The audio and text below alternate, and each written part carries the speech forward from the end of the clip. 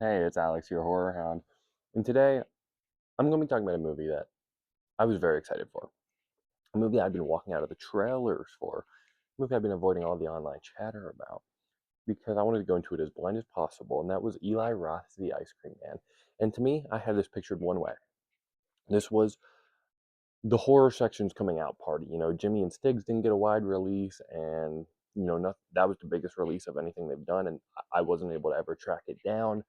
Um, and I went to Charlotte and Pittsburgh at the time it was showing. It was just very hard to find. And I was just really hoping that this would be something that was good, gory, Terrifier esque, NC 17, pushing the boundaries of horror the way that Eli Roth always has spoken about doing in such an eloquent way and the way he has before.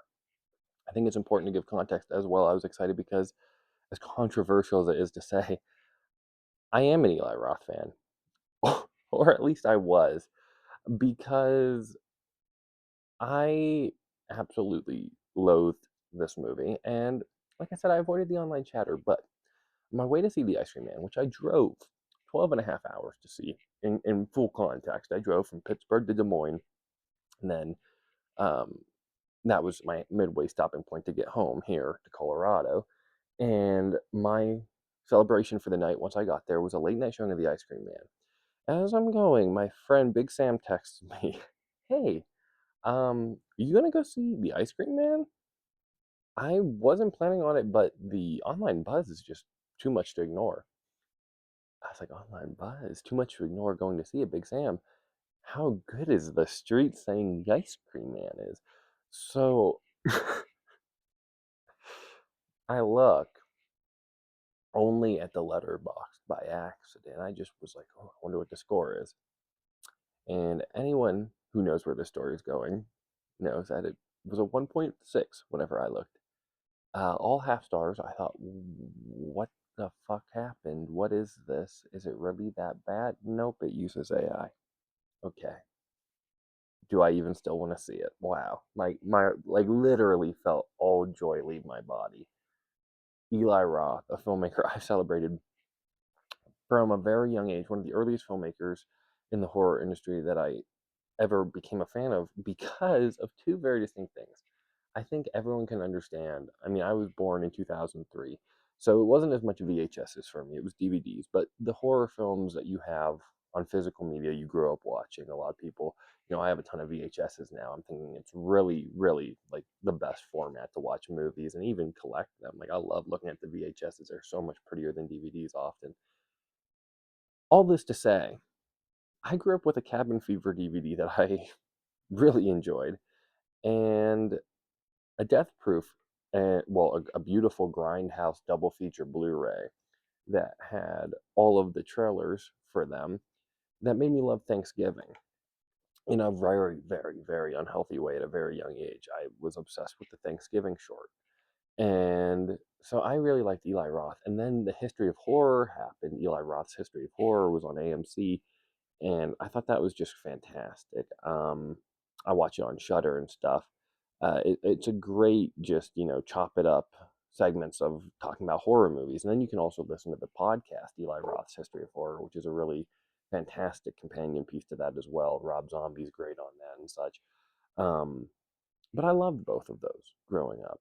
And then I look at the rest of Eli Roth's filmography. Let's go through it. Hostel was what really launched him, I think, in 2005. I hated that whenever I first saw it. Rewatched it this year. I gave it, I think, three and a half stars. I actually enjoyed Hostel a lot more this year, but I never liked it until this year. But Hostel 2, I always thought was solid. The guy gets a dick cut off and fed to a dog. How could I not? After that's his worst movie. The Green Inferno was his fifth, and I detest The Green Inferno. I don't like Cannibal Holocaust, but I can at least respect what it's going for in terms of making a fucked up exploitation grindhouse movie. And it accomplishes those merits just in a horrible, horrible ways and with really bad sense of humor, and is very much so in poor taste. But obviously, what a movie like that is going for. Then you have Knock Knock, which is bad, but in a very fun way. I can't believe that they actually got Keanu Reeves to be in that movie. Ana de Armas is in it too. Obviously, she wasn't famous at the time. But it's free fucking pizza. It's like Keanu going nuts while being tied up. The ending with him buried is just amazing. Like, it's very bad, but very fun. I have a good time with it. I've seen it 3 times, if I'm being fully honest. Like, Knock Knock's a movie I enjoy.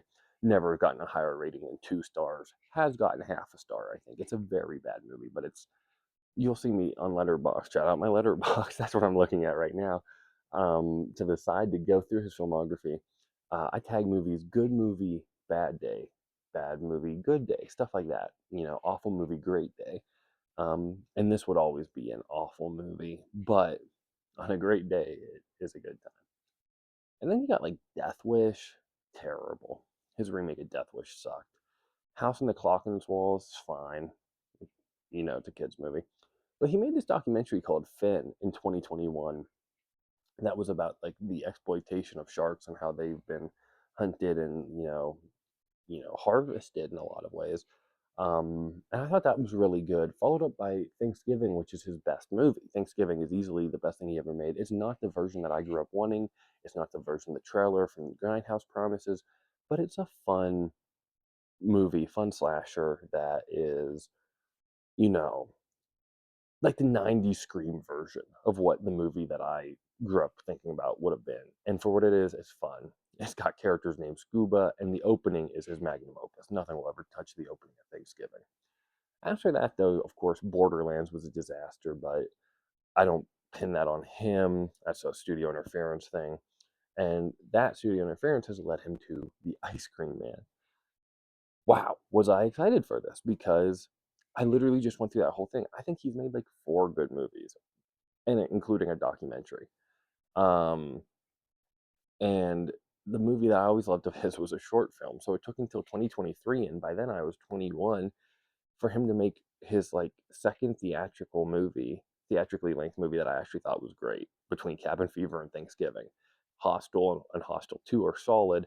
Everything else is pretty bad. I shouldn't be so surprised that Ice Cream Man is awful. All that is to say, I respect him as a horror fan, and like I got a Suspiria poster behind me.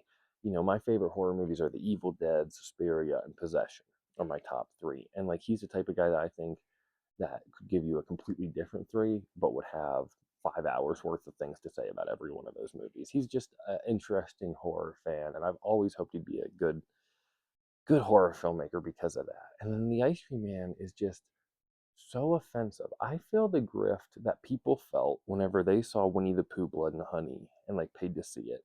Like I have had AMC A list for the past 4 years, and then once I moved here to Denver, I got the Alamo pass, and I go to the 3 Alamo draft houses here all the time. You get 1 movie a day. I paid to see this at a Cinemark, and I actually like walked out after seeing all the abysmal AI in it that I was heartbroken to see in this. Like genuinely, nothing could have killed my excitement or hype for it. Like finding out, oh, everybody hates it because it uses AI. Oh, he won't even come out and directly say what parts of it are AI. Oh, everything looks like dog shit. Oh, on top of all that, it's a completely horrendous, unwatchable film. I like gore. There's some good gore here. Teacher gets their skull crushed, and then the little girl uses like a ice cream scooper knife to, cut around the cranium, pull that shit off, and feed him his own brains. That was great. That's my golden chainsaw. Best kill of the movie. Um, Plenty of the other kills weren't. And the story is terrible. You hear so many people saying it's like a weapons ripoff, it's like a cooties ripoff. Really watching it just is because there's not much of a story other than killer kids being led by a silent Pied Piper Ice Cream Man. What the fuck are you doing? Did you not watch the original Ice Cream Man? And I've heard him say it's not even supposed to be connected to the original Ice Cream Man. You're making a horror movie called The Fucking Ice Cream Man. It, in every way to me felt like a remake of it. It in every way feels like it's marketed to be a remake of it, and it feels like it's just a different take on it. It doesn't feel like its own unique thing at fucking all, and anything unique about it is terrible. Um, Even the stuff with like the necromancer backstory, like spoilers, if you give a fucking shit, like, and you're gonna see the Ice Cream Man. The necromancer backstory was interesting because it's like, was any of that even like real at all? No, I don't think so. I think it was just to trick the kids into killing their parents, which was a great twist ending. I'll give him credit. I was explaining the experience of watching this to my wife, and I said, so it's a completely unwatchable movie for 80 minutes, like completely unwatchable with no story, awful cringe dialogue, and the worst sense of humor. It's Roth leaning into the worst sensibilities. Why are we making Mitt Romney jokes in the big 2026? Oh, do you have Mint Romney flavored ice cream? Are you fucking kidding me? And he's the one that says it.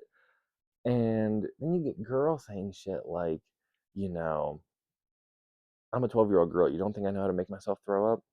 Oh, wow, that was dark. I like you, is what the kid responds.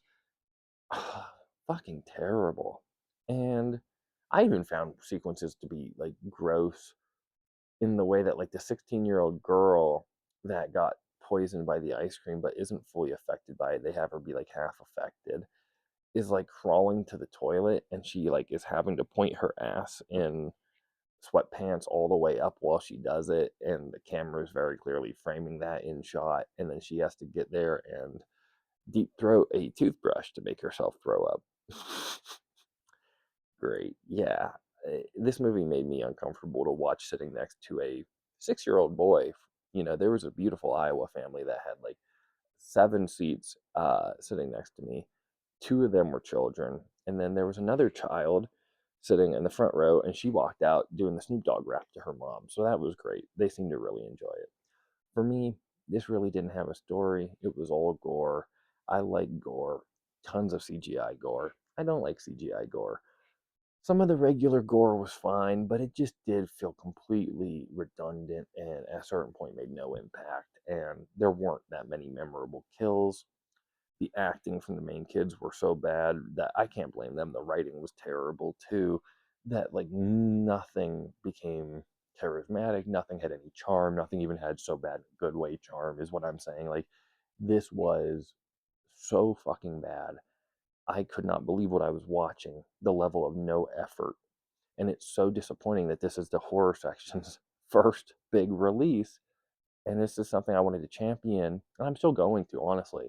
I'm a dumb, bubble blowing, brain dead idiot.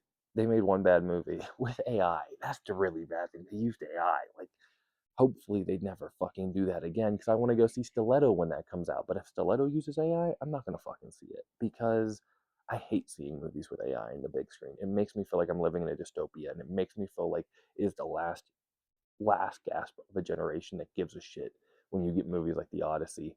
Because then, whenever you get Spider-Man coming out, and so much of that looks fake, it's not AI. I'm not saying that by any means, but it's bad CGI, and we're all okay with it. That then leads to the movies like this using AI, and you can't even tell anymore if it's AI or bad CGI. But it all feels so fucking artificial, and it just can we get back to practical effects and making things real, and making movies feel like magic. And at the end of the day, this is the most I've ever felt just complete sadness and disappointment watching a movie because it was a filmmaker that I grew up respecting and such a fan of making a complete joke of themselves. So I did not like Ice Cream Man. I hope you did. Let me know what you think in the comments. Thank you for watching and have a great day.